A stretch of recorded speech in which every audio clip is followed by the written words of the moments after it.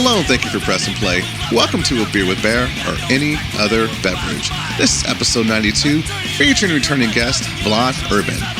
Vlad is a vocalist and guitarist for the legendary Brazilian psychobilly band Os Catalepticos.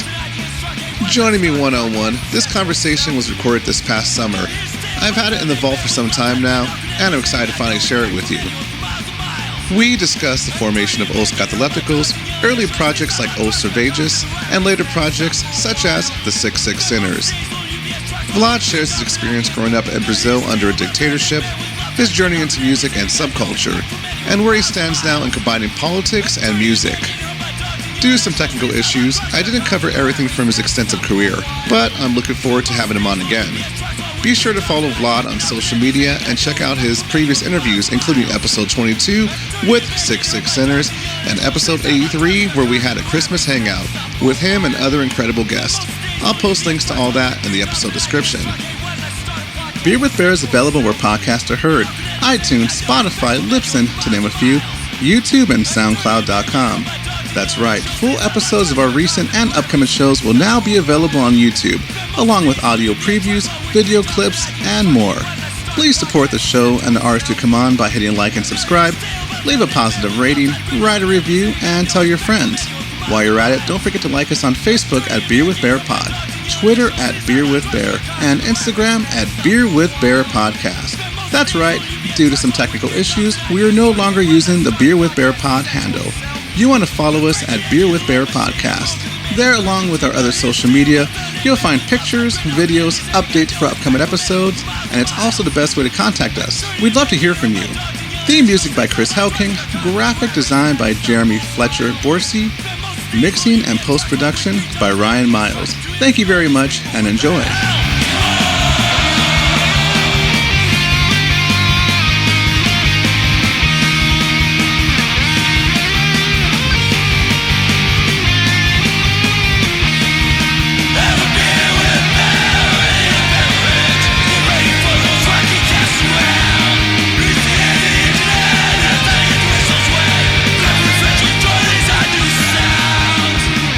All right, we're rolling.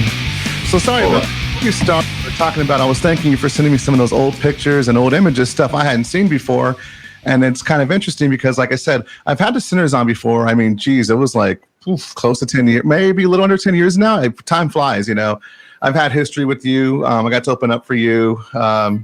You know, I've been seeing you play live, listening to you since I was like a teenager. So this is kind of cool to kind of get you separate and do like a one-on-one, go a little deeper into the world of Vlad.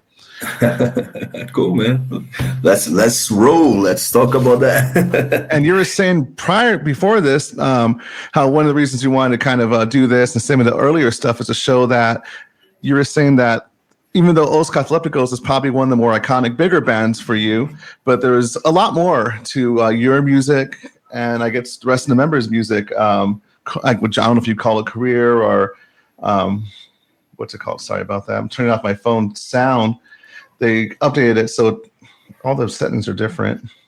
But yeah, go ahead. Sorry about that. So you were saying there's more to all these projects. All the members have their own thing going on aside from Os Catalepticos.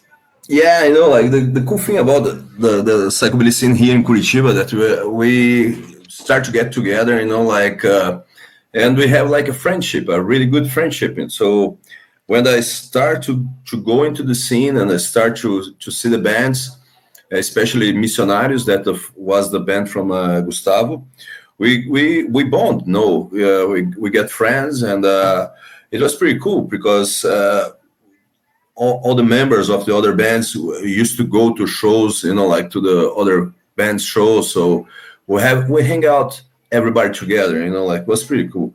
And the fun side of it, you know, like that me and Gus, and then after that Cox, when we met, you know, and we start to talk about psychobilly and everything, our taste match a lot. So we had like all the bands that I like it, the guys like it, and even prior, you know, like the seed of those catalepticos or something like that, you know, like we used to, you know, like walk around, play together around many times with our bands, you know, like, so when I had like the Scrox, that was my first band. I remember that Gus went to the show, to see us play. So, and Gus at that time, at that point, he was like the fucking, like the hero for us, like in the psychobilly scene, because he was the oldest one in the scene. So everybody worship for him. I say, yeah, Gus, it's fucking cool that you are here, playing with, seeing our band to play and everything. So it was pretty nice. And then with the other band, like Os Cervejas, that was my second band. Yeah, that's the one video you sent me, right? You sent it on MTV out there. Yeah, we played a lot together, with Os Missionários. So the two bands playing together was pretty fun, and all the time playing, it was like crazy, like because get all the top all the time, like we drink a lot and make parties and all that shit, like what's pretty cool, have this fun thing going on, like in the psychobilly scene here in Brazil, especially here in Curitiba. And then, of course, when we travel to play in other places, bigger cities like São Paulo, or even in cities that had like the scene more well done, have more time in the scene, like when the times that we went to São Paulo to play with bands like Cães Vadios or other bands like that was pretty cool, like because there are bands that were before us here in Brazil playing psychobilly, and so this was pretty cool, have all this prior time in our scene before Os Catalepticos, like, and then when I stopped to play with the Cervejas because, like the band was like splitting, and then the Gus as well. You said they were splitting. What happened with that band? So I want to kind of rewind just a little bit. So last time I did run into you, I don't mean, what were you talking about prior to this? Oh, you were mentioning how Gus was a hero because he was the oldest one. And then you were talking about your first band. I'm not good with the pronunciations. How do you pronounce it again?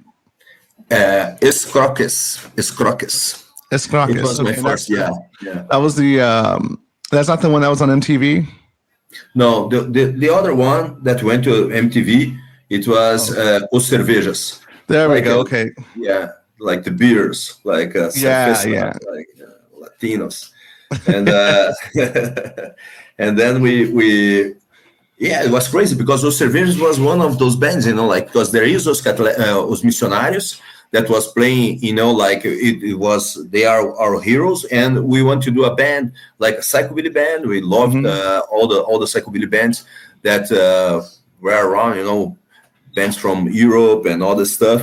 So we just did our version of psychobilly, like I had my first band that I thought that wasn't going the way I wanted, so we start a new one with the same singer, and we start to play like this kind of psychobilly that it was a Brazilian. It was seen in Brazilian Portuguese, and we start to play like funny lyrics, fun shows, and it was really, really nice time.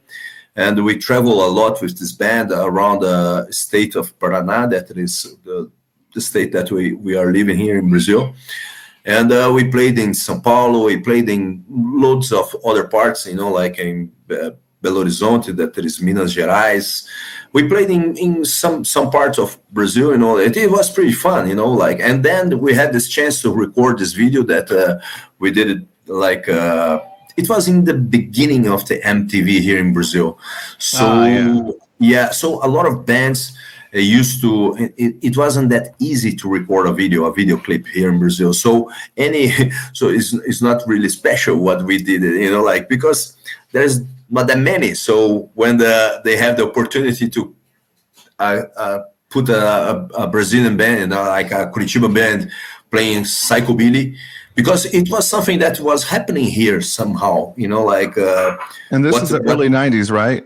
Yeah, exactly. So we could see, like bands like Heaven and Heart on Heat playing the MTV here and there, like there is some special programs that show some psychobilly bands playing, like even the Cramps. Yeah, sometimes they play on MTV here, like there is these guys that like the psychobilly scene. So in one of these shows, they put us over there, and they played a little bit more, like once in a while they put Os Cervejas playing one of those songs.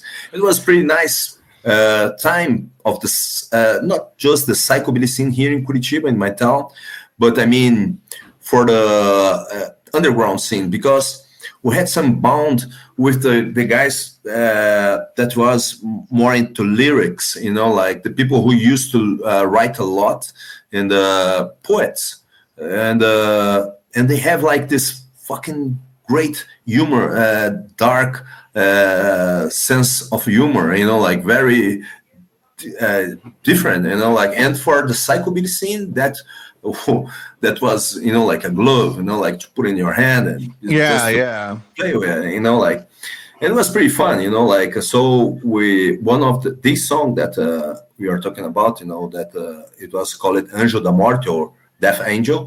It was a song that a writer here in Curitiba, he wrote, and the very, very good lyrics. And we had the chance to record with a friend of us. He did it. He had all the cameras and everything. So it was pretty cool, like to record it.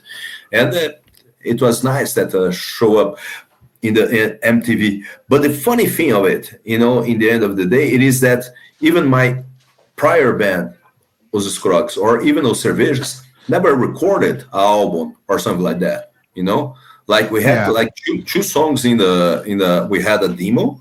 Yeah. And which one is this? This is the first one, right? No, this is Os Cervejas already. Okay, that's okay. When we went to a trio, before we were like 4 pieces. Because I saw the electric. Yeah, you had electric bass in that band in the video. That's why I was a little confused here. Look at you! Look how young you are. You're what, 19? This picture probably was 92, 93, maybe 94. 94, 94, 30 years ago. Something like that. And this is, what city is this? Taking this picture taken at? Crazy thing, this picture, my father did it. Oh. And he is here right now. Oh, no way.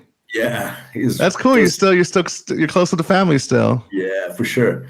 And this picture, and this is me, and this is from the 92, I think, 91, something like that. This was a little bit prior of that one that we saw, because this was a 4-piece band, I think. Oh, by that time it's 4-piece. I'm not sure. Yeah, maybe that one, it was from my first band, Os Crocs, and this one is my second band, Os Cervejas. Okay. For those listening, I'm pulling up old black and white pictures from when Vlad, because I forgot too that this is an audio podcast. So for this section, this is going to be available on video. So run to the YouTube and watch the video, and you can see these images of young Vlad, full head of hair. Like, I mean, you look the same, but it's just you're fresh faced here, yeah, for sure. 30 years, bro. There's no way to look exactly the same. But was, like this time, like we have this cool scene here in Curitiba. Like we had like, I don't know, like 5, 6 psychobilly bands in a city, like in Brazil, like it was pretty cool, like to have all those friends and bands playing together was pretty nice. And it was cool that, and as I told you, like Gus was one of our heroes, like because he was before of us in the scene. He was playing psychobilly for a while already. So Os Cerveja was, I have friends of mine who come to me and say, hey, okay, cool band, but I prefer Missionários because you are doing something very similar to them, right? I say, whoa, we are trying to do our stuff, but like, because they are our biggest influence at that time. And it was pretty cool, the Missionários shows were wild, man. The people cut themselves with razor blades and crazy parties, and throwing beer on the other's face. Man, it was crazy. It was crazy times in Curitiba at the moment on the psychobilly scene. So, how did you find yourself into, as it says in your bio here, the underground music scene in Brazil? The what's it called? The subculture. Because when I had you on the show, I think we did talk about this, but it was so long ago. I don't remember much of it aside from you mentioned the band Elvis Presley, and you mentioned when you guys would practice. I'm not sure if it was Os Catalepticos or your previous band. You would practice with the lights off. Yeah. Now we started, like the psychobilly scene. The subculture and everything, the underground scene, the music stuff that came. I don't know. It was something that very natural. We are kids, young people, and we want to do something. We living in a city that is not that close to the sea. You have to have a car to go over there. Something like that. It's an hour. It's not easy to go over there. You have to have a place to stay. So that's why the reason that I think that I'm not trying to become a surfer or something like that. So I changed. I used to have a surfboard, but I exchanged with my one guitar. And then because it was fun, we like to see all those bands playing, and there is a boom of rock and roll bands here in Brazil at my time, at my point. I think that there is something with the end of the dictatorship here in Brazil, that was in 85, and all those radios start to play bands from Brazil, singing in Portuguese and rock and roll. So and there is the punk movement, that was appearing to us, we had the punk movement here in Brazil since, I don't know, the 80s or something like that, but that it is showing for more and more for us in 85, 84, 85. So you had more access through radios. When you say dictatorship, so was there stuff not being transported, whether it be music, CDs? You didn't have access. Yeah, the attack, what the dictatorship did in Brazil was to attack, all the cultural stuff of the country, so we didn't have much Brazilian music playing, only the music that was fit for the way that they think, so we have a big censorship, and when I bought some records in Brazil. It was crazy, when you open the record, there is some songs of that record, the fucking vinyl. It was all scratch with a fucking knife or something, all the copies of that record, that songs were scratched for the people cannot listen to that shit. They don't want they didn't want to give you an idea of life outside of Brazil. This is it, huh? I don't know much about the history, so I'm kind of curious. But that's really crazy. So after the dictatorship left, that's when you started getting exposed to the punk rock, as you would say, and other music, not just punk, but everything else.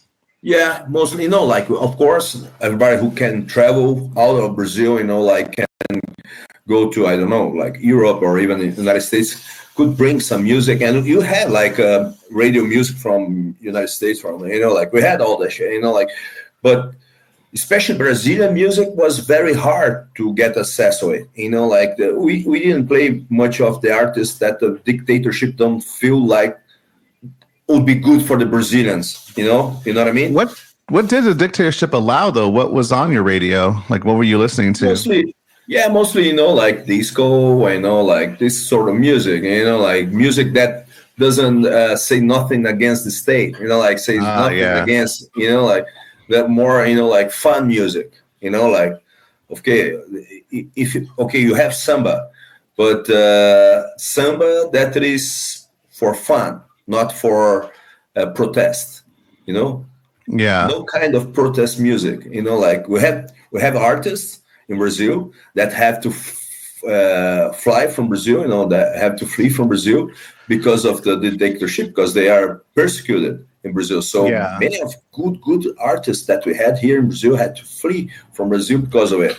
And the guys who stayed in Brazil, they had all the censorship going on. So they have to take, when a record label, the big companies or the small companies, when they are about to release a record, they have to send it, even the press. To get approved. yeah, to get approved. For them, they can send it over. So even the labels, like in Brazil, they don't want to work with youngster music, like punk rock or something like that, because it'll be a problem. Rebellion, exactly. So this is the thing, like bands like, I don't know if you know them, but bands like Ratos de Porão or Garotos Podres or bands like that got censored before. Look at this little rebel right here. A young Vlad. Yeah, 17, 18 years old. Yeah, with Cabilis, that was a band from São Paulo, really good band, psychobilly band. And it was one festival that we throw. I was playing with my first band over there. It was a pretty cool time, man. That is so cool. I know for the one band, I have it written down here. I'm so bad with the one with the music video. I know when I was, because you sent me a bio, a really long bio, so I had to try to break it down. Sorry for that. No, so because it was repeated, but you mentioned how in the bio it says that it was backed by a skateboarding company. As far as skateboarding, something that you found a passion for, you mentioned surfing, but were you a skater too, like in the 80s? Nah, like it was funny because, like we all kids walk together, like we hang out together, like, so we had the skaters, we had surfers, we had punks, we had the psychobillies, we had everybody goth. We had everybody together, like talking and having fun, like it was youth, like, so everybody walked together. And these guys from the skate company Maha, that was sponsoring Os Cervejas, they want us to play in all the championship that they had in the state of Paraná. So they take us to other cities, to play like in the party of the championship. So it was pretty cool, man. It was pretty nice, wild time, like we are young kids, like not having much in the head, like just having fun, drink, and sort of punk rock style, like it was pretty cool, man. So I was going to actually play the video live in front of you, but since I'm having these tech issues, I don't want to risk getting kicked out while the video goes. So what I'm going to do is I'm going to do it in the post. So go ahead and introduce the video, and then you can describe some of the process of the video afterwards. So go ahead. Okay, so this video from Os Cervejas, the music is called Anjo da Morte. That was a guy, I think that song is from Marcos Prado, if I'm not wrong.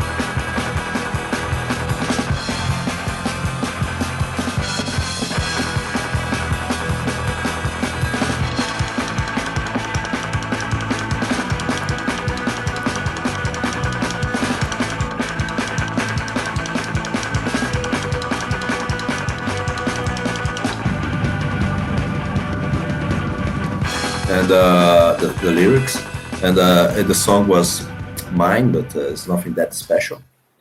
I like the intro guitar, the dee dee dee dee dee. Like it kind of reminds me, even though it's a different style. It's I always liked your build up for Os Catalepticos in the centers. You always had this build up, a certain style you had. The like there's something you do well. You have a good all the bands I've heard from you have good build ups, and I guess this is one of them.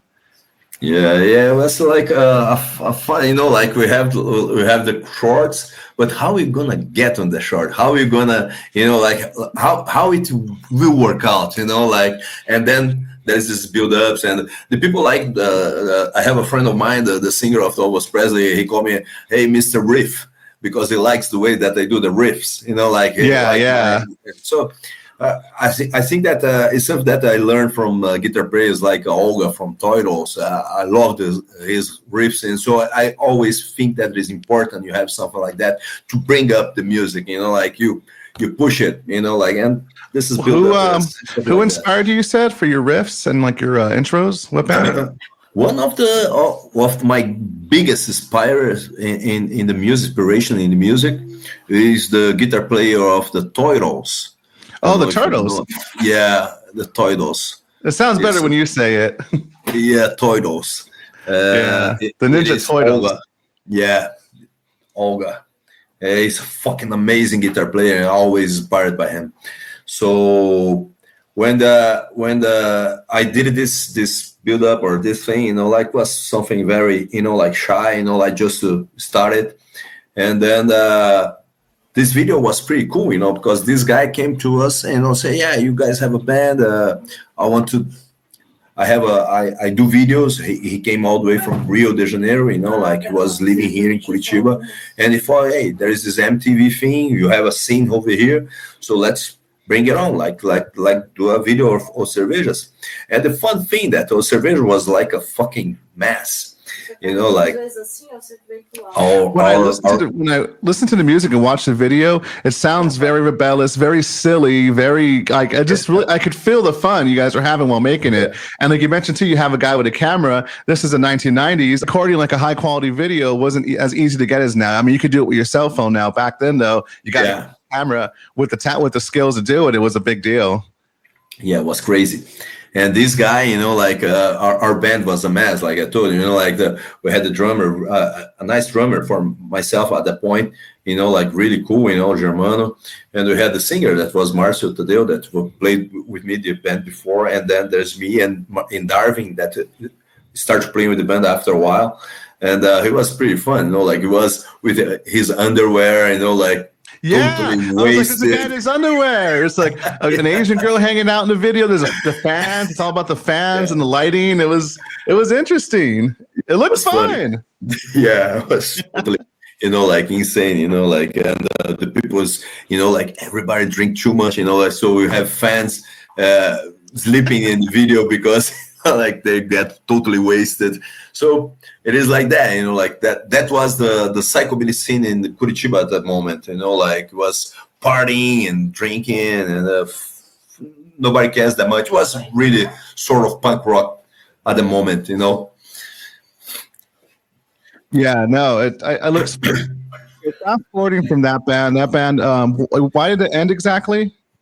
Yeah, like our bass player, this guy went to São Paulo to. He was starting to do his university, like get formation and everything. And our singer went to São Paulo to work with there, and he got a relationship with a girl there. The drummer and me, I think that at the end of the band, we had no drummer. It was the singer that was playing the drums. So I see myself alone, like those Cervejas just stop it, like everybody was doing their stuff. And that was the reason that we started Os Catalepticos, because Gus had the similar thing, like he, in a while, like the scene was not that good anymore in the psychobilly scene here in Curitiba. So he thought about, like stop. So I think that Missionários stopped as well, Os Cervejas stopped it.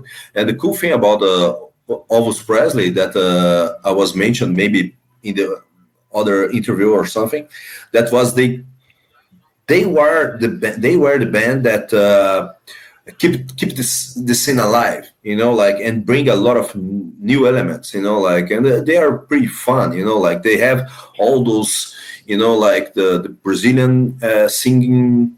They are singing in Portuguese, Brazilian Portuguese. They are very great lyrics.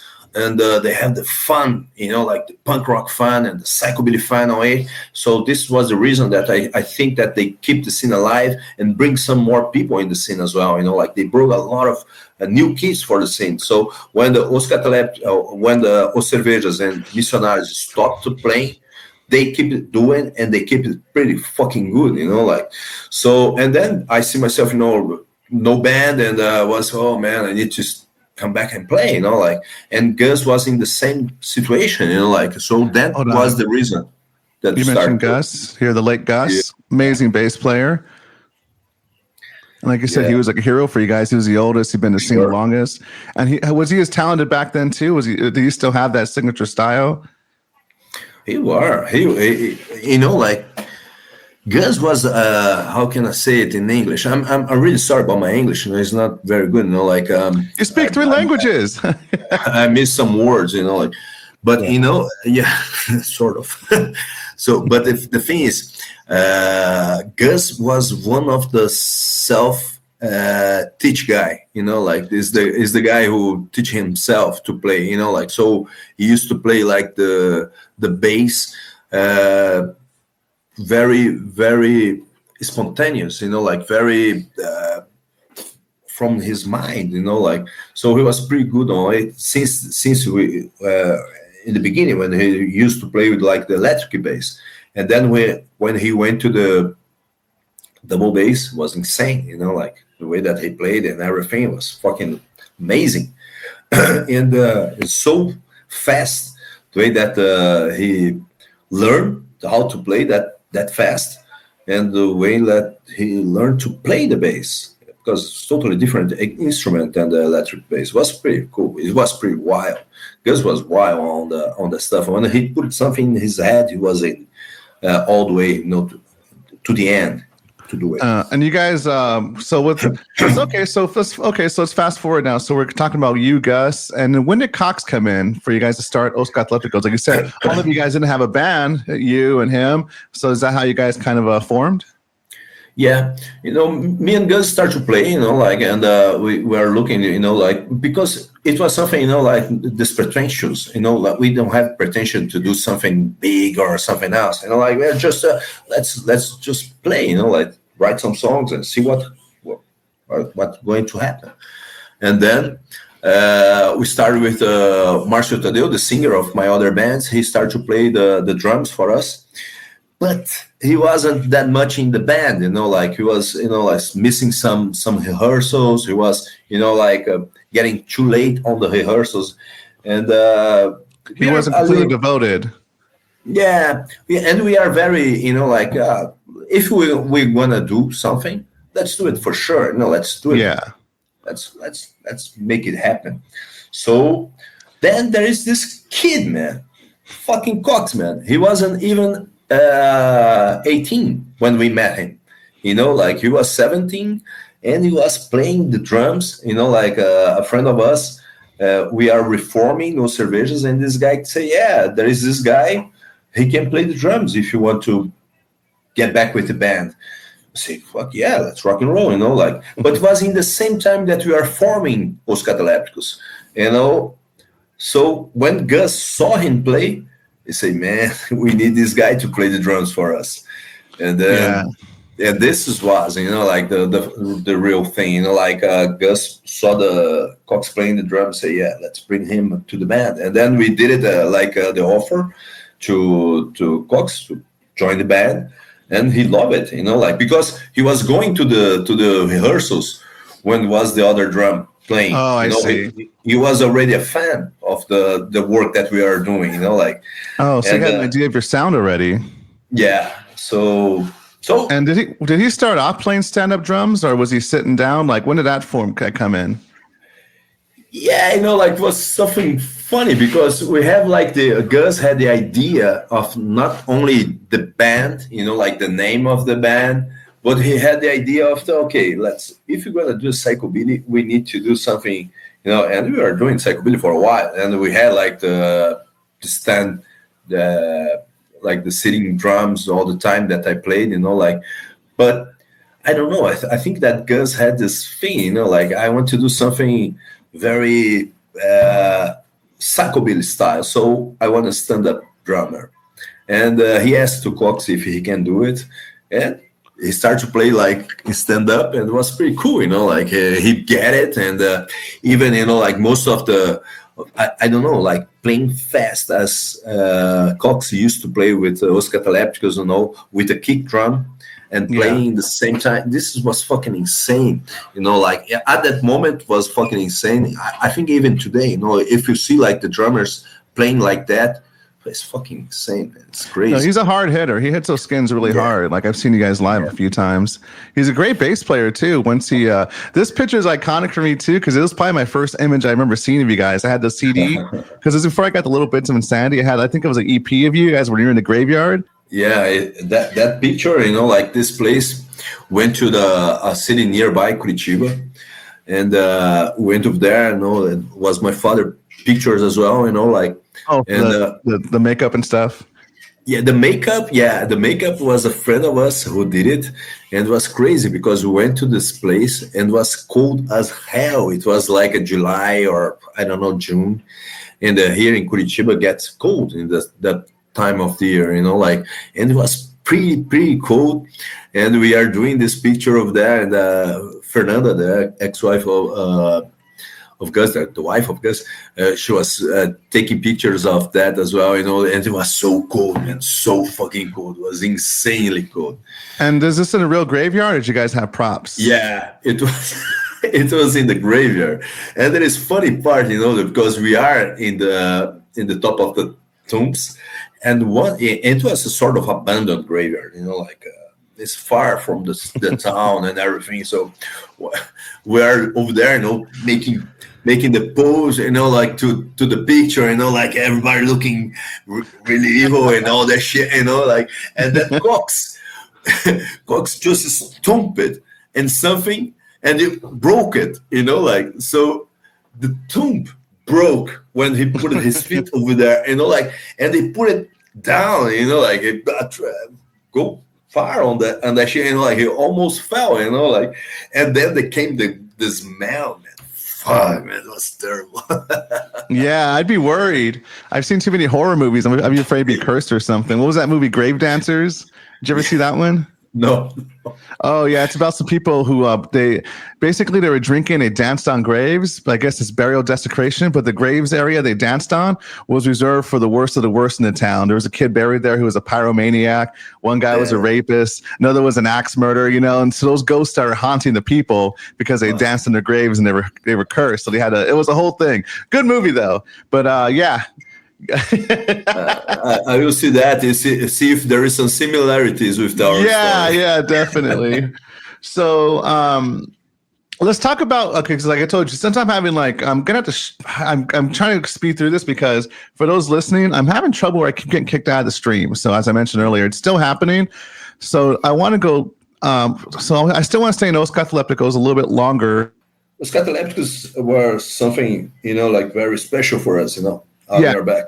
Iconic. Like I said, that logo. I'm going to pull up the logo right now. It's just you see that picture, that image. It's just iconic on a back patch, on a shirt. You see it. It still gives me a certain feeling, like of excitement. Like, oh man, like it's like a time machine. Like it's a happy spot for me when I see that logo. Yeah, this logo was it was drawn by a friend of us, Catale. That was a tattoo artist that worked for us, like he was like a friend of us, sponsoring the band and everything. So we had like tattoos from him all the time, and he did this logo, and that was a Gus idea, like we had some logos prior of those before of this, and then he asked to the Pica-Pau do a logo for us, and he was a punk rocker, so he did it like very punkish, but in the same time very evil, and the psycho sound from Beyond the Grave and all this shit. So that was pretty cool, like we had something very special. When you saw this logo, and the first time that we saw the shit, I say, fuck man, this is fucking brilliant, like this is what we want, and it was pretty cool, sometimes I have like the old files of those Catalepticos. I have drawings, I have a lot of things, man. When I see those first this one, a little flat top logo. Yeah, this is a fucked up one. This is me who did it. This is my style of, like I was playing with Corel Draw and stuff. So me and Gus get together and let's do the logo, let's rock. And I was like fucking the shit. Not like no specialist on it, and like we did it on the Corel Draw, And there wasn't a lot of bands at that time. It sounded like you, I would imagine, that was playing these shows, right? Because I know in my era, the 2000s, your style was big. You, the Demented, the fast style. But this is like 1997, 96. What was what was the more common band? Like, what were some of the more popular bands in the scene that were coming to Brazil at the time? Like we had like Guanabats here in Brazil in the 89, I think. And after that, we didn't have any psychobilly band for a pretty while. We're gonna have it was like all local. Only local bands, and the way that they play psychobilly was way more traditional. Yeah, even maybe a little bit faster, because all the music that came from the 80s and started playing in the 90s, everything. If you listen to punk rock, to whatever, is gonna be faster, and we did it the same with the psychobilly here over here in Brazil. We start to make it faster and faster and faster. Even the prior bands like Missionários or Os Cervejas, we start to play it faster, the psychobilly style. And then at the end of the 90s, when me and Gus get together, we start to listen bands like like Necromantics or Banana Metallic, or even smaller bands that we had the chance to reach by internet, like a Mental Hospital from Finland, Mad Mongols from Japan, their bands, even bigger bands like Medicine. Those are the bands that influence us to play Os Catalepticos, to do our style, and then when we start to play Os Catalepticos here, even here in Brazil, sometimes you get some we talk to friends about that, and they say, man, when you start to listen to you guys, say, whoa, these guys are playing everything but psychobilly. Yeah. Because it's very traditional style, and we start like this evil and fast and metallic sound on the guitar and everything. So on the hands, suffer the hands of a that you want to die. The image of it searching for human meat. The image of it searching for human meat. It was supposed to be escape, but they are around where the creatures came from. Search for shelter, who ask for help. They hear the mist searching for human meat. They hear the mist searching for human meat.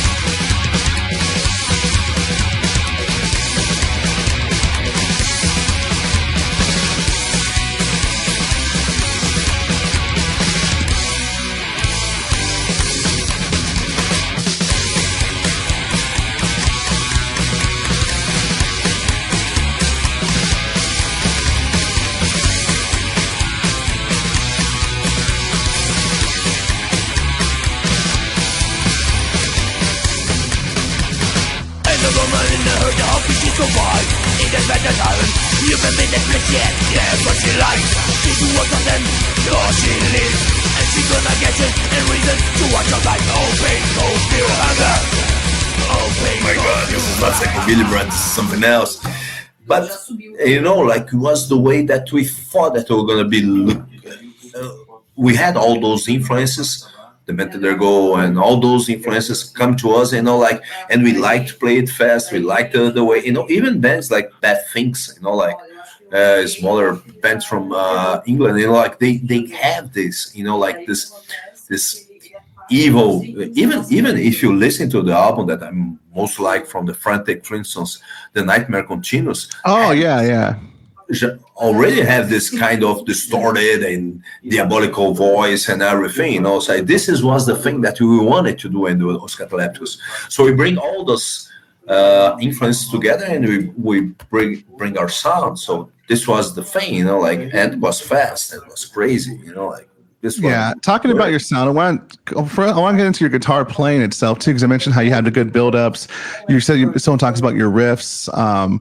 I want to talk about your vocals, because the Vlad style, that growl, that that's like when you hear that now, they're a fan of you. How did you come up with that? Like, does that what influenced that, or is that just your own thing? The thing is, we are looking for a vocal for Os Catalepticos. It wasn't supposed to be me, but in the end of the day, someone had to do it, and we had the lyrics there, and Gus was, hey, we have these lyrics. You think that you can sing? I say, yeah, I don't know, man. Maybe you can sing. We are talking about that, maybe Gus would sing and me would sing, But then in the end of the day, I say, yeah, let me try. So while trying, of course, I didn't have I didn't take some lessons of vocal or anything like that. I wasn't pretty good on it. In the start. I was terrible, I became a singer way after those Catales, I think, because in the beginning I was only singing in the tone of the song when I could, when I get it, it was a while before, I started to understand everything, so, and the way to sing, was the way that all those, hardish psychobilly bands sing, bands that we like it, the smaller ones, like Mad Mongols or Mental Hospital, or even if you, the Mental Ergo was very inspired for me, Sparky and all the shit, I tried to sing like evil, and that was the reason that I tried to do that way, to sing that way, and the oof, and all those, all that, all this, because we are, and another band that has a lot of major influence of us as well. It was like bands like Klingons, all like Comedian in the party and the there you crazy screams and everything. That was pretty important for us, so all those bands, that we are starting to listen, because there's something else, that's very important for us, in the same time that we had access to internet at the point, in 96 and 97, it was when Gus had the internet stuff, and me too, because I used to work in a company that had to have internet to work. So we had early access to internet than the most of the people. So we had and it was crazy because, if you think about it, we had nothing for real while, because nobody talks about psychobilly in Brazil for a long time, because MTV was, only pop music, and the magazines only pop music, and the radio only pop music, and then, or punk rock or something like that, you had the underground music, but never to get to the psychobilly stuff. When we had the access to internet, we had all those many psychobilly bands and many labels and many magazines and everything together, in the same time. So we get fucking hungry, we went to try everything, we look for all the bands, we are seeking for, compilations to hear the most that we could hear. That's one thing too. Compilations was big for. I'm not sure if it was only psychobilly, but that's how me and a lot of people I know first started finding psychobilly, because they would have those those compilations, those psychobilly compilations from Crazy Love and some of those other earlier companies. Yeah, it was fantastic, when we get something like the Club Foot Kicks Back or the Club Foot compilations, even Psychomania, or there's so many cool compilations at the time, the artwork, a lot of that Oscar artwork with the rats and the pencils and stuff. I remember that. Yeah, the how do they call it? The Rumble Party, the compilations Rumble Party that was made by Furry Records, right? And all those compilations, even as Psycho Attack over Europe, the most, it was like a fucking, a fantastic, lessons. All those compilations was like, I don't know, man. I remember once in a while, once me, Cox, and Gus were talking about psychobilly band. We are with all those compilations. We say, man, there is all the bands are great. There is no bad psychobilly bands in the fucking whole world. We loved all of them. You know, and they all sounded different. They all had their own sound. That's what made it so unique too. It was like, I guess by different countries, by different area, it was like, this is fucking great. Yeah. At the point, I fucking, man, I love the shit, man. I love all those bands, you know, like the Dutch bands, the German bands, all those bands were fucking fantastic. That's great. So, like I said, I wanted to keep this longer, but I probably have to go a little shorter than I want to because I still keep getting kicked out. But so I was fortunate enough to be at the Closing the Coffin for the Os Catalepticos. That was what, for 96, that was what, 2008, I think, at the Knitting Factory. I was at your last show, your goodbye show. 2006? Oh, yeah. So I was fortunate enough to be there. You know, it was heartbreaking, but then I was happy to see a long time later where you guys actually had a reunion. That show wasn't as good because it was at the airliner and it was really, really packed. Like I was miserable. I was happy to see you guys, but fuck, it was miserable. It was insane, man. I fucking love to play at the airliner. We played before at the Santa Ana, at the Observatory, I think. Yeah. And then, the day after, I think we played in the airliner. I think something like that. Well, I had you guys when you were with the Sinners. You were hungover because it was like 2016 or 17. I don't remember, but you guys were in TJ the night before. So we're at Ralph's office in LA, and you guys were you were still feeling it. It was a good interview, but that was one of my more memorable ones because, like I said, I was a fan. You mentioned my band. That's right. I remember we opened up for you guys. You knew the name, like, oh hey, it was kind of cool. Cool, man. Nice. Yeah, fuck, man. All the time that we went to California is always fun, is always great, you know, like it's the same, you know, like culture, you know, like we met psychobillies, you know, like, and have all those bands playing, you guys play, you know, like it's fucking great, man. For us, it's like the greatest time. At the time too, it's a lot smaller now, but at the time too, the audience was huge. Yeah. Real big audience. When you travel, not just in America, but what do you, because everyone's kind of, when I had the test pilots on, they mentioned they're kind of lazy when they travel. Do you like to get out and see the town? Do you do a lot of pictures? Do you try different kinds of food? Are you a souvenir guy? How do you handle traveling and touring the locals? I fucking love to visit everything, you know, like I fucking love to see the cities. I love to, you know, like to walk around and have you know, like an idea what it is, the place that we are going on. Sometimes we can do it, sometimes we cannot. So sometimes that we go directly to the venue, and the day after you have to leave, you know, like you cannot have this kind of, you know, like see the site. But when we can, you know, like this is something else, you know, like we did it sometimes in Germany, sometimes in France, even in Austria, that we had the time to see, and this is the place that keep in my mind, you know, like that I always remember, you know, like like Russia. We had the chance to go to the Red Square. We had the chance to, you know, like to visit St. Petersburg, some parts and everything. So this is our decision. Yeah, it's still hot where you're at, but you go to Russia, it's nice and cold. So two different worlds, you know. To tell the truth, you know, like we went to Russia in the summer over there, so it wasn't that cold, you know, like even and sometimes we went to California, that was a little bit cooler. I mean, yeah, it was, but you know, like fuck, man, California is the same thing, because when we go over there, we had the chance, you know, like to see places, to walk around and go to the record stores. This is something that always, you know, like when I go to California, I say there is some place that I want to go. It's like the Wacos. It is like the Amoeba. Some Doctor Strange. That's a record shop as well. You know, like some places that I really like to go. You know, like. And do you drink alcohol? Are you a drinker? Yeah. Okay.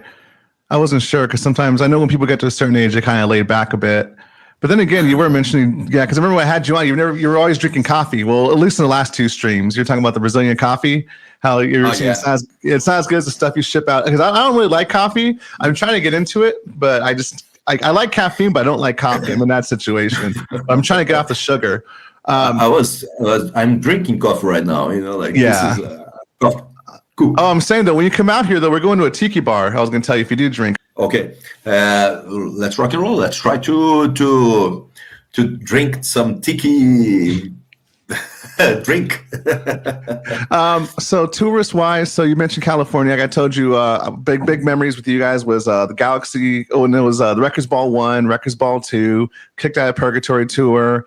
For that little compilation you're on. I still have that poster. I got to look for it in storage, but I got it laminated. Just that iconic, cool. Like I said, it was a great lineup. I think it was Barnyard Ballers, you guys, Demented. It was insane.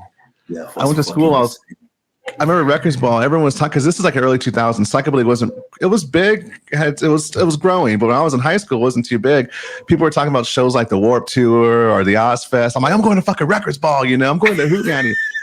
I got in trouble because it was like a weekend. I missed school on Monday because I was too hungover and I was covered in bruises. So I remember my lip was busted and I was covered in bruises, but I had the biggest smile in the world. Yeah, I got to take a picture for you the first time, a picture with the Klingons. Like, it was the time of my life. Like I said, I could never do that now. I'd die with all those bruises, but then it's just like I said. I don't think I ever told you that, but that was my first weekend ever seen you play, and it was fucking insane. Such a great show, such a great time. Yeah, the first Records Ball was fucking insane, man. Like to see all those bands playing the same festival, and there's so many, like we didn't have the chance to see. Like I think the Mentedergo, Klingons, Mad Scene, Necromantics, all those bands, that was.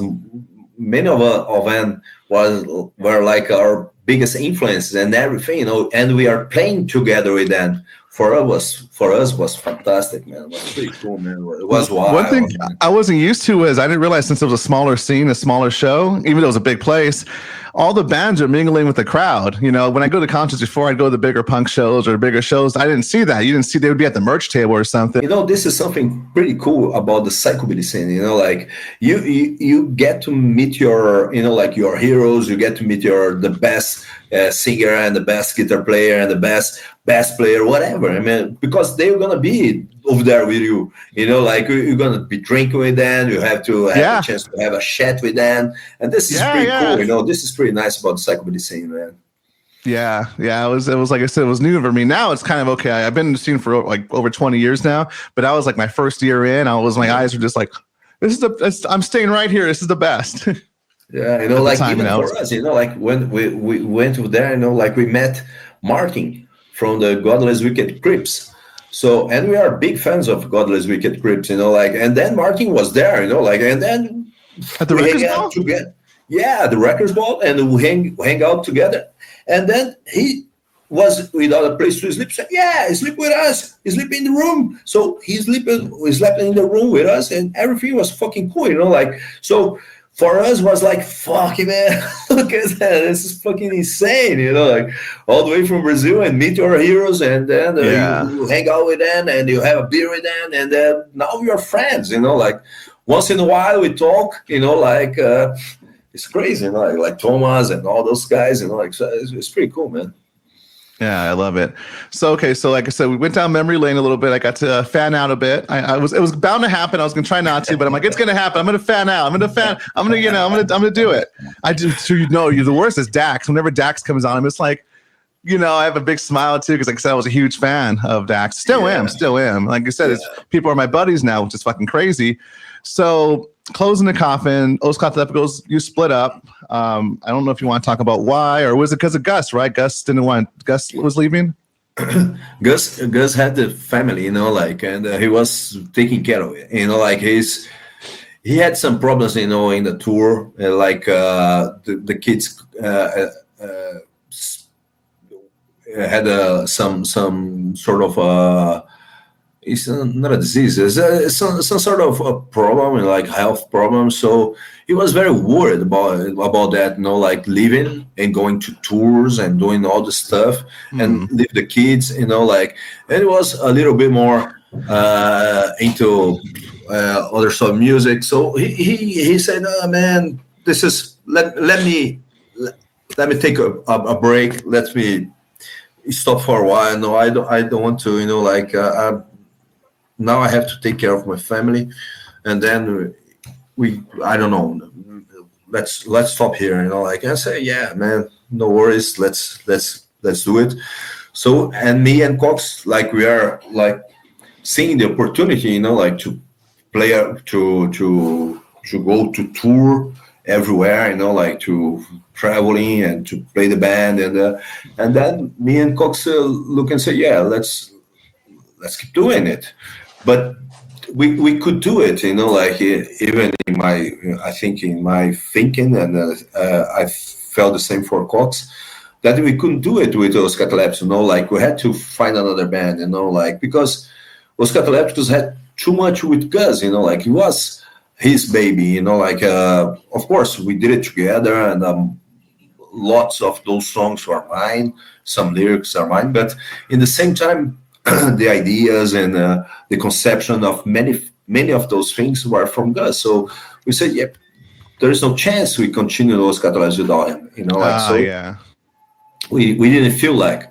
So we did it like the new band, the Sinners, the 66 Sinners. That was a way that we could keep playing, keep doing our stuff. Now keep doing psychobilly. And traveling around and doing our tours. Then we start to do a big, huge tours, in Europe and everything. So we did it tours 24 dates and 28 days. It was pretty crazy. And I'm sure that Gus wouldn't like to do that. He didn't. Yeah, feel you guys were what? You're by that time, because you're a little older. You're probably in your 40s around that time, in the 2000s, when you're in your 30s. Gets a little harder, right? You're not 19, 20 anymore. Yeah, exactly. I was I'm from 71, so in 2002 I was 20 something, and then in 2008, 2006 I was almost 30. Oh, okay, that's not too bad. Yeah, I don't know why I was thinking older. I had to do the math, but it's something like that. No. I was I'm 30's great. I wish I was 30 again.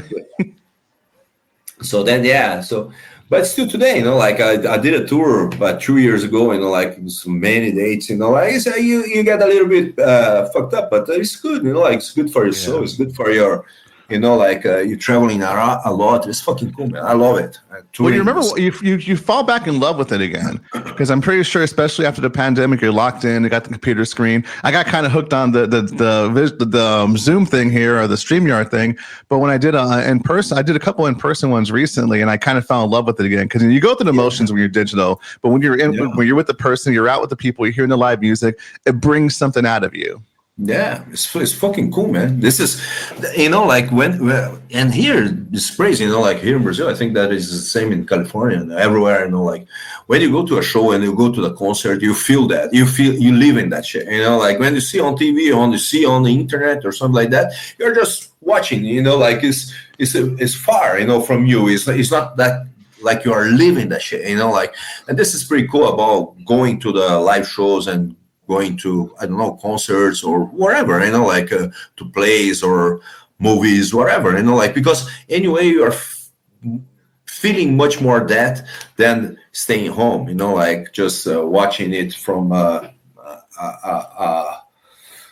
video part of it, But like you were saying, though, being in person, there's something that, like I said, going back on tour, you mentioned too, it's a little harder because you're older, but it makes you fall in love again with your music. Yeah. It reminds you of why you do it, and also probably helps your writing, right? For sure. Because we did an episode, I'll probably have to repost it again too, so people can listen back on it. Because we talked more about, we got into everything we talked about here, plus a little more deep into 66 Sinners, your writing style from Os Catalepticos to that. I guess we could touch on that a bit too. And that one, Cox is playing upright bass, and we get to hear more of Cox's vocals. I'm not sure how much Cox sung with Os Catalepticos, but we saw a lot more of it with the Sinners. Yeah, like he with Os Catalepticos, he didn't sing that much in the band, and even writing that much with Os Catalepticos. He did like a couple songs with Os Catalepticos. With the Sinners, he played like the bass, and he sings a lot more, and not just singing. He's doing like the crazy thing about Coxie, because he's like how can I say it? He's the finisher.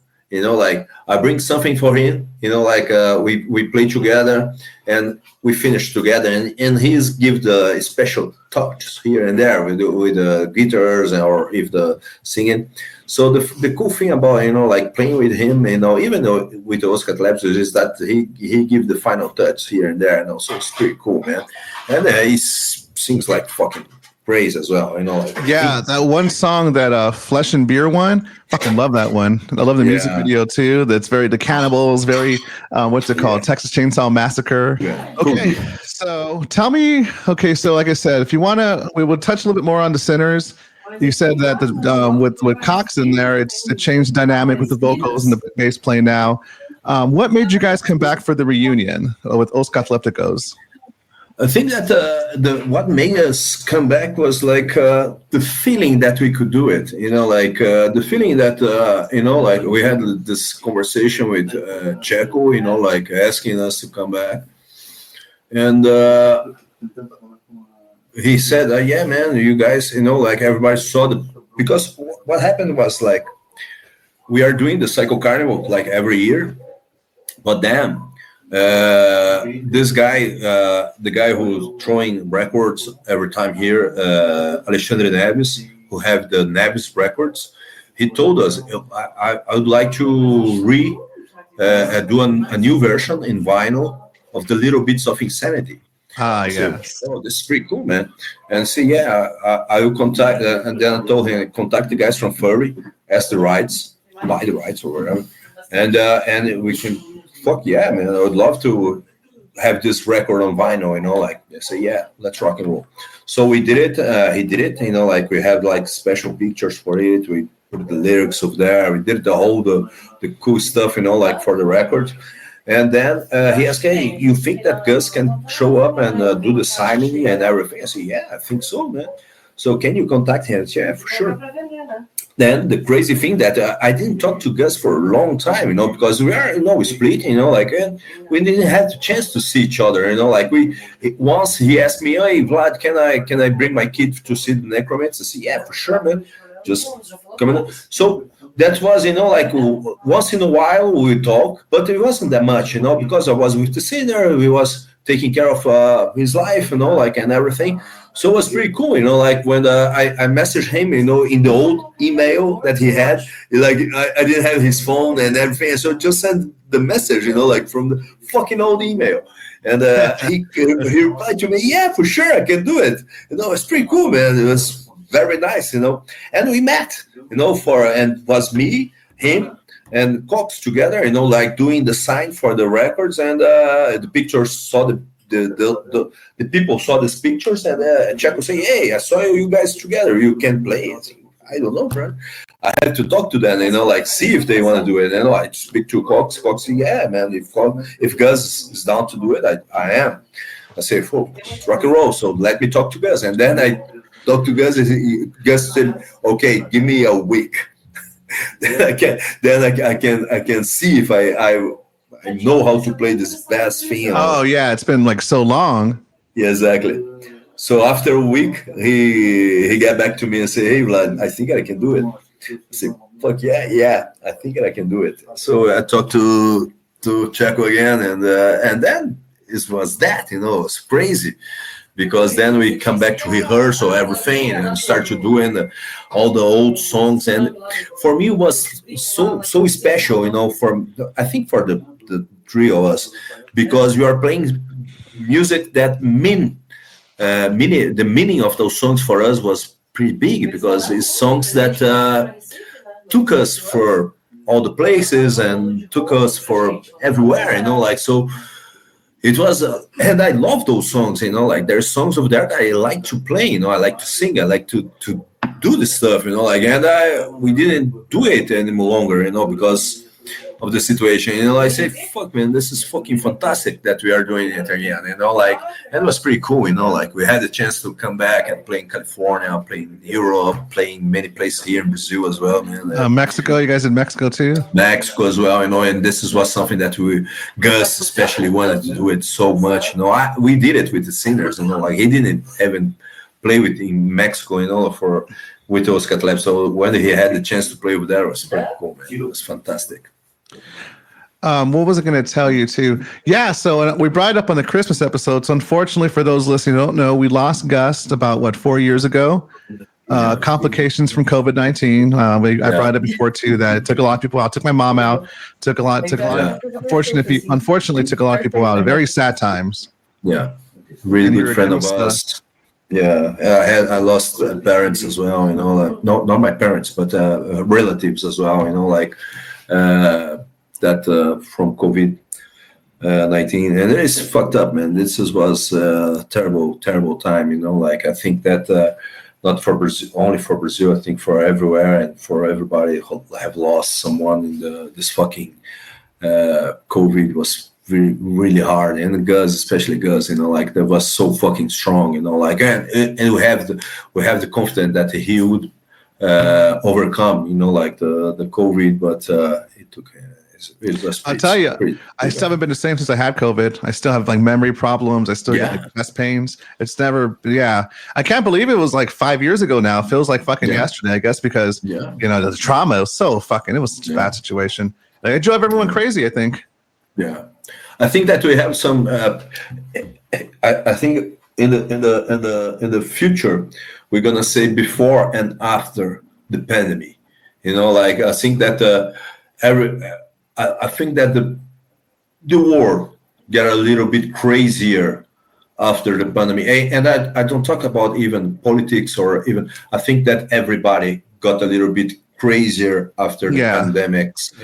I think that something changed. Like in our way to see the stuff. Everything. Like I think the people, even the people, is still suffering. After the pandemics, and but not only physically or.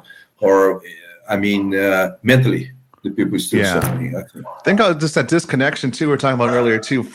Being around people, and then also you got on social media. I think all that fear porn too. You're watching all that shit, all that fear, all the the news, whatever is online, whether it's real or not, you don't even know. It was just people get into little circles, little internet circles. Yeah, we are getting crazier and crazier, and I think that pandemic helped to that shit to grow and everywhere. I don't know. Yeah, no, I don't think it's been the same since. I think I agree with you. But rest in peace, Gus, man. Like, he'd definitely be missing the scene. And then with that, we'll probably try to get a little more positive again now and talk about. Sure. So I want to hear more. Okay, so before I get into your newer project, you have a new band. I want to talk a little bit about the Psycho Carnival Festival in Brazil. You do that one. I didn't know you did that one. Yeah, we started in 2000. Like it was like we didn't have like that much festivals. We had like one in the winter mostly. Like was the Psychobilly Fest, and was going pretty good. Like it was in the edition of in '98 or especially '99 and 2000. The festival was fucking blessed, like a lot of people was showing up. Os Catalepticos, hope bring back the scene very good, and the internet and everything. So a lot of people were interested in psychobilly again. So the internet, like you said, was a big deal. Recordful.com. That's how I found. It was a big thing. The internet, 2000s. Internet was fucking insane for all the psychobilly bands, I think. But like, and then we had the scene. Like we had a band coming up from France, and they are friends of us. The bass player of the band used to do our website. So Jean-Marc Sex Starved was his online name, and he's back when bands had actual websites. Like remember before, now it's all social media. Remember, .com. You go and have like the little cool menus. I probably went. I know I went to yours. I don't remember it though. But yeah, we had it. And then Os Catalepticos.com or something like that. And it was pretty cool, like, and they are like, oh, Vlad, we want to go to Brazil, and we had a band, and we want to go, everybody with the band, and I say, yeah, let's rock and roll, come over. And then me and Gus, we are talking about that because they are friends of us, and say, yeah, we should do a festival for them, like to play, like, yeah, but it'll be in a part of the year that there is no much people in Curitiba, like this, because everybody goes to the beach, because there is the time to go over there, like this summertime and everything. It's in the February, like it's differently from the your side of globe. Here's summer in the February and January, and they are coming in the February, and they say, yeah, let's do it. Yeah, let's rock and roll. Let's do a festival, and we came up with the name Psycho Carnival, and it started in 2000, and it was pretty good. So we did it in 2001 and 2003, and then came Shibuku, it is a German band, came Cenobites from Holland as well, and we started to throw these festivals. And in 2006, I remember Chibuku and the Cenobites. Yeah. Cenobites just recorded a new album. It's pretty cool, man. They just recorded. It's fucking nice.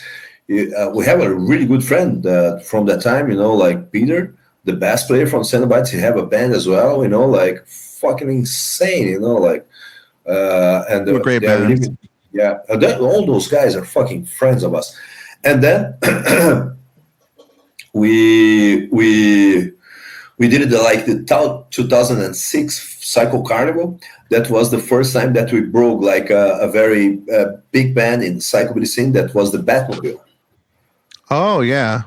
And then at that part, nice.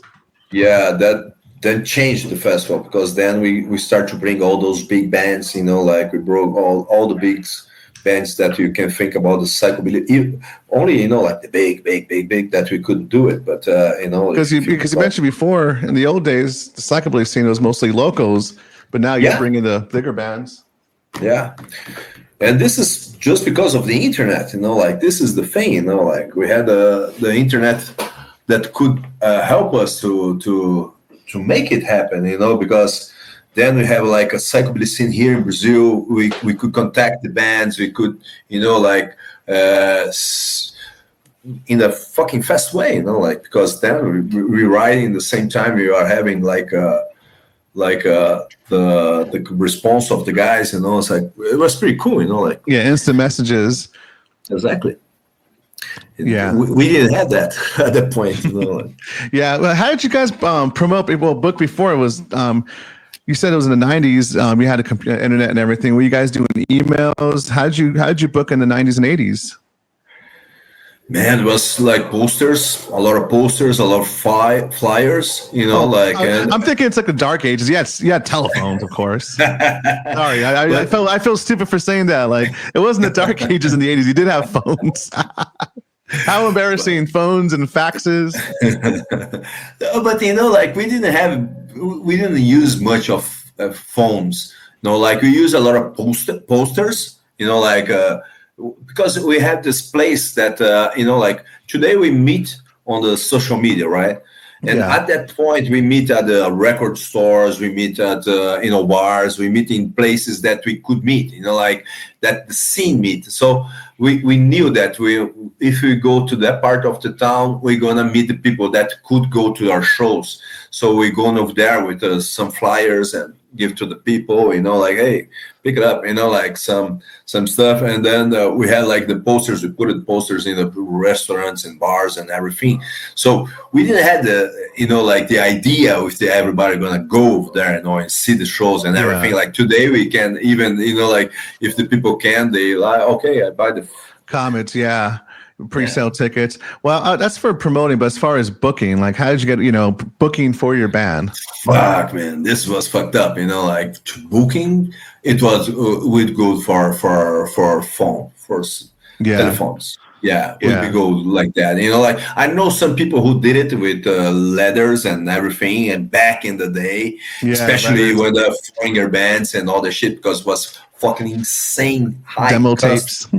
and demo tapes, and it was fucking insane high to call to other countries. The price of a communication like that was fucking insane, but mostly we did it like in the phones, like we contact the bands and we did it. Yeah, because think about it. Yeah, if you're in Brazil, you want to play psychobillies, overseas, you got to call or write a letter. You didn't have email. Well, it wasn't as accessible. Yeah. God damn. That is insane to think about. Yeah, so the Psycho Carnival. Yeah, like I said, I knew about the festival in Brazil. I didn't know you were behind it. Or if I did know, I must have forgotten. So we're talking about languages. How you speak three languages. Do you ever get it mixed up? Like, what age? What was the first language you learned? It was probably English, but like I'm not really. How can I say that? Like I'm not really great on English. I don't have it so like okay, I have some. I'm not so dynamic, like I can speak. I understand most of everything that people saying, like, but I'm not very dynamic on my English.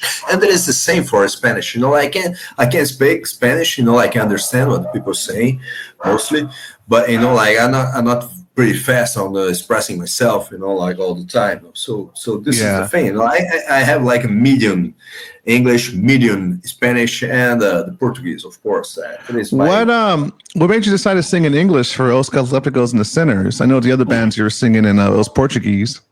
Yeah, it's something like that. Like we are talking about that, and we thought that we want to, because there is the label that want to contact us, like that we contact was a label, the Furry Records, like, and the Nervous Records. So we thought that to record, to do an album with them, we should sing it in English. So this is the reason that we try to sing it in English and everything, like, so for us, like, it was quite insane, like we sing it in English and doing release an album in a foreign country. That was fucking insane, bro. Okay, so like I said, we're getting closer to the end. So the festival. Hold on. So it says you started your own record label too in your bio you sent me. Oh yeah, this is something that we did it here in that part of the scene. Like the thing was pretty wild here in Brazil, like we have a lot of bands and the festivals are going good, and we have like many bands bringing something new, like, so we have the Frenetic Trio that was in 2003. So this is funeral music is what it was? Yeah, funeral music. We did it together with me and Gus, but I always, like I was in front of it, and I had like this.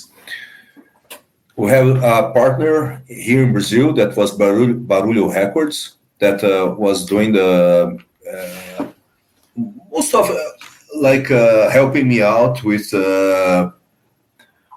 contact with the factories and everything, and I was contacting with the band. So what I did was something like I have like a Brazilian band.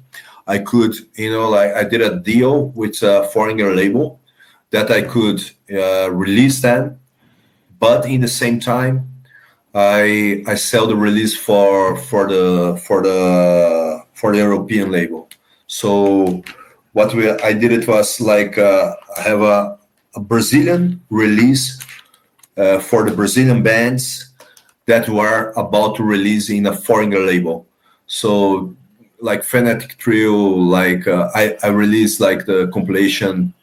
Dance with the Jason, and in the same time, I released some records of albums from foreign bands here in Brazil, like Medicine and Cenobite. So I had the chance to work this out as well. So this was together with Barulho Records, that was the Brazilian label, and mostly together with Crazy Love Records, that was the German label. So I could work this out a way that I could do it, not spend too much money, but make it happen, like it was pretty cool, man. It was a good time, the thing When are it comes happening. to the record label and the recording itself, did you have a hand in that as far as the sound, the equipment?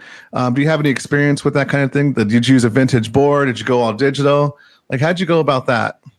Mostly, this thing happened more with Os Catalepticos and the 616ers. Like not much with the other bands. Like Yeah. I didn't put my hands in most of the release.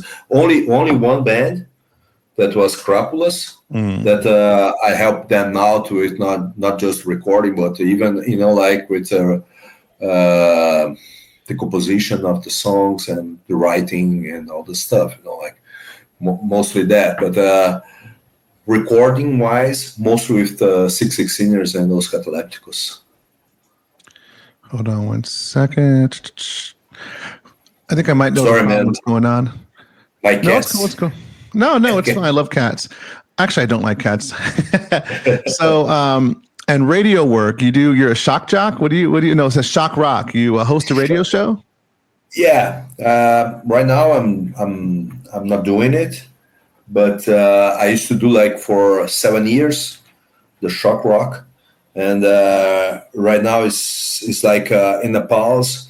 But I'm looking for a FM radio, like a radio that you can play everywhere, like in the city. So I'm looking for a radio that can throw the show again. So right now I'm in the pause, but hopefully soon I'm gonna come back. You can always do a podcast. You could do it live. Yeah, I know.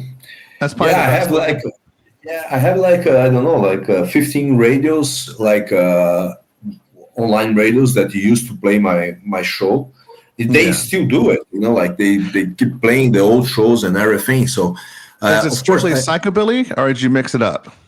I mix it up. I put some rock and roll. I mean, mostly like 50s rockabilly and some new rockabilly. Now, I was wondering too, because I know when you get older, I know when I was younger, I was obsessed with psychobilly. As I got older, now I'm a little bit more loose. I like different things. I don't have to just listen to psychobilly. What about yourself? What's big in Brazil aside from the underground scene? And then from there, what do you listen to? Right now, the biggest thing that we have in Brazil, the biggest music, it is like the music that they call like sertanejo. That is like a music that's supposedly from the country, but they do in the city, and they do like a fucking huge industry of it. And there is like we call it it's like a Western music, but very poppy. Like it's the music from the country or something like that. But it's a fucking is a whole industry, like on it, like, and this is not really from the people who live in the country, it's just a huge industry of it, and it's fucking huge here in Brazil. And we have like the music made in the communities, like how can I say? It's like the funk that they call funk. That is a carioca or Brazilian funk music that is like huge. Sometimes, it's pretty cool, because they have like a mix with rap and with dance hall and all that shit together, like, and it's pretty cool, because sometimes reggaeton, they can be a little bit more punk on the stuff, like they have like this huge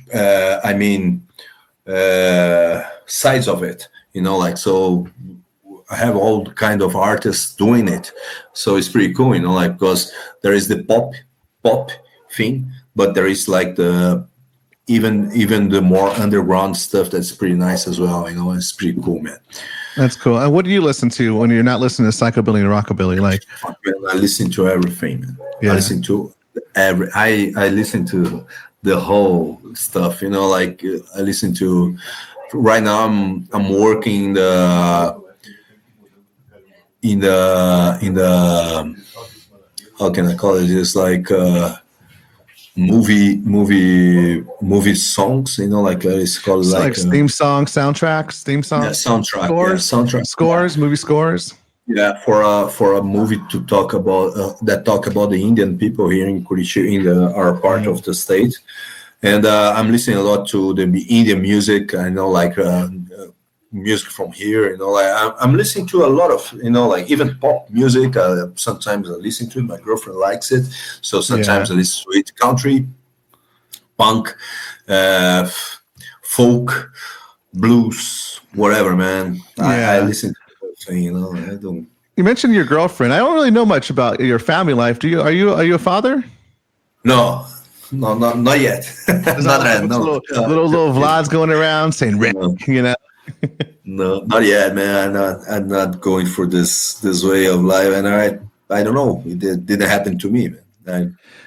You mentioned Indian music or native music. You're big on history, I take it, right? Because I follow your social media. I know you're into politics. I know you mentioned dictatorship. History, is that another passion of yours? Yeah, like I don't know. This is like a family thing as well. Like because my family was in the politics.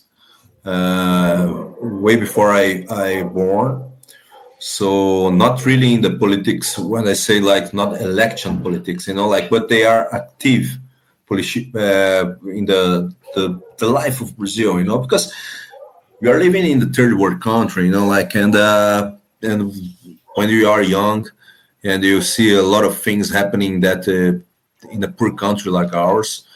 You get a little bit, upset with that, and then you got in the parties, and you got in movements, and you got in all this shit, like. And this is something that my family did it, and so it took part of my life, my whole life. So there's something that when I could express myself doing the music that I do with the Partijanos, that my new band. Yeah, that's what I was getting to, that new band. So with this band, you mentioned it's more politically charged lyrics, it says. And what about the sound itself, though? What kind of sound is it?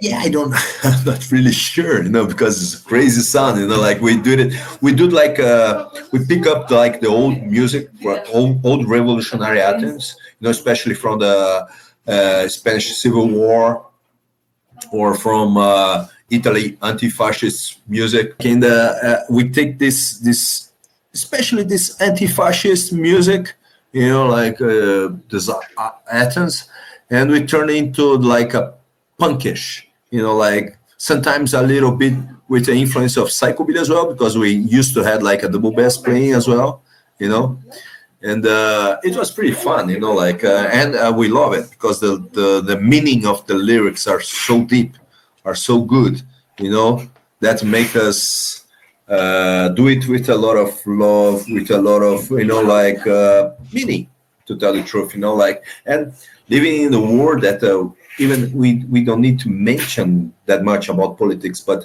we know that there is going more and more into it, like, and getting crazier and crazier. Even if you think about it, you don't need to go to United States or even for Brazil. If you look to Europe, if you look to other parts of the world, you can see that there is most going more and more to politics, and seeing that how extreme we are getting. It's important that we somehow express ourselves, like in the way that you feel. This is the thing, and this is the thing about, because I always loved the politics. I always talk about that. But I didn't bring it to my music, Yeah. But when they get a little bit too much about politics here, and when I saw like this like the extreme right wing getting bigger in Brazil, so I said, no, man, maybe it's time to start to put something in my music, sing about that, like, and express myself about that, like, especially here in my city, that we are very conservatives, we are very, like, more for the right as well, so I said, man, I have to express myself to tell to the kids that like my music, to tell to the kids, the people who like my music, that we have another approach, we have another feeling about all this stuff, Yeah. Well, Vlad, we're about to hit an hour and 50 minutes. It's been an absolute pleasure. Like I said, we're going to wrap it up now because I got to go babysit. Plus, I'm just getting later where you're at. My floor's flooded. I spilled my drink. I'm like, why is my foot wet? But this was an absolute pleasure. I know we had the technical issues, but luckily, like I said, it's still recorded. I got everything I got from you, and I want to do this again. Before we go, is there any more any more compilations with you and Della Rocca coming up? Well, maybe, I don't know. We didn't talk much about that more, but De La Rocca is a friend of mine. He's a really cool friend. We're probably going to do something else, probably. And then as far as guitars, I wanted to get into that, but we ran out of time. We're going to talk about your guitar playing. As you know, I do a bass players episode, drummers one. I'm doing a guitarist one coming up. That one's kind of booked. But when I do guitars again, I want you to come on. I want to hear about your gear next time. Yeah, I got the pickup system and stuff. And like I said, it's always a pleasure. I fanned out, not as much as I thought it would, but I did fan out. It really is a pleasure talking to you, Vlad. Every single time I talk to you, I always get a big smile. Great memories with your music. Like I said, you're a big part of my growing up, my childhood. Thanks a lot, Bear. It was so fucking cool to talk to you. And, for me, it's like a pleasure. Anytime you want to have me on the show, please just ask, I'm going to be here. It's really, really big pleasure for me, to be part of it. All right. And hopefully, like I said, let's get some promoters. Let's get you back out here soon. We'll do it in person. We'll hit a tiki bar. You've been out here a couple of times. I'm pretty sure you know some good food spots. You could force me to get out of my house. But I need that you show me the places. I want to have one of the experiences. Okay, yeah, no. Like I said, my co-host George, we can go to some tiki spots. Like I said, get some good cocktails. It's gonna be a lot of fun. Okay, let's do it. Let's do it. Let's rack. All right, this is a Beer with Bear with Vlad. Thank you so much for coming on. Cheers. Take care. Have a good one.